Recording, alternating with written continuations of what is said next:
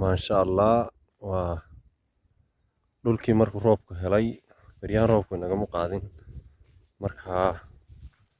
markuu roobku da'o dhulka waa inaad soo yar eegtaa sida uu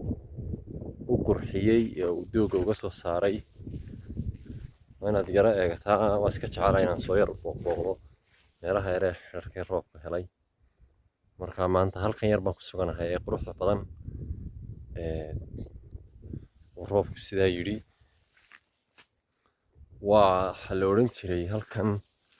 kayn hawrtay baa la odhan jiray kayn hawrtay ya maasha allah idinkuna soo dhaha wakaa waa meesha areeda quruxda badan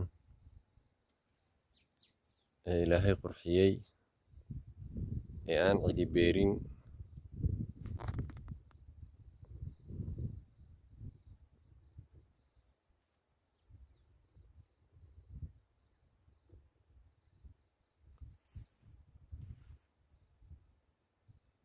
markaa ilaahay nimcada haynagu wadaan leenahay